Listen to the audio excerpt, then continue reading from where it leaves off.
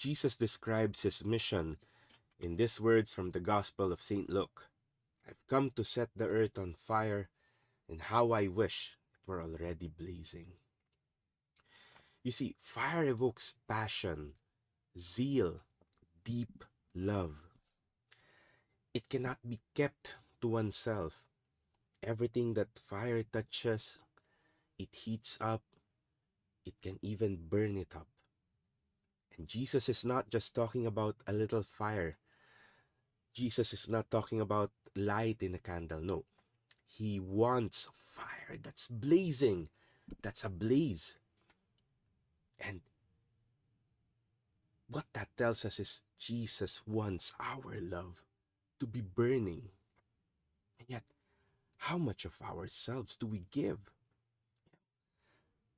Imagine the person that you love the most, or even an object of your love. Now, we're not talking about how deep your love is, but just for the sake of discussion, let's talk about one of my favorite things, chocolate.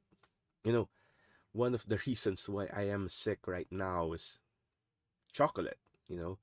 Um I developed acid reflux because I ate a whole lot of chocolate. Because I love chocolate so much, I couldn't stop myself. I just had to eat chocolate back then. Of course, I was wrong. But Jesus wants the same image, but for the right reason. God. Love for God.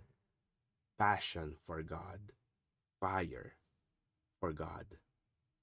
Jesus wants that we cannot contain ourselves when we think about God, when we go about our ministry, our service, the things that we want to do for God.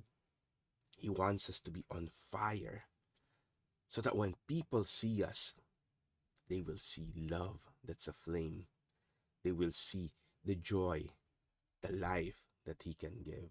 And that is what He tells us uh, through our first reading from Romans, that we find life. Some people see slavery.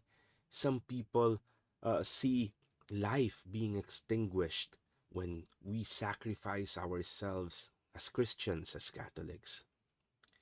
But what they don't realize is that as we let go, as we become slaves of God, we are in reality finding the true meaning of life, finding the true meaning of joy.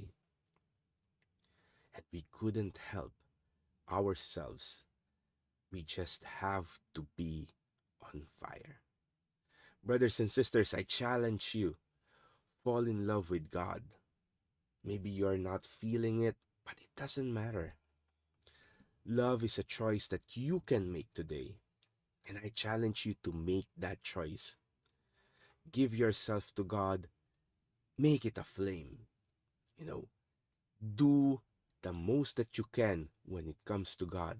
Yes, you might not feel it, but do it anyway with gusto, with fire in your heart. And pretty soon you will see that fire starting to build up and conquer you. And that is when you will see what Paul tells us, that you will find life in what others see as slavery. Let's all be on fire, brothers and sisters.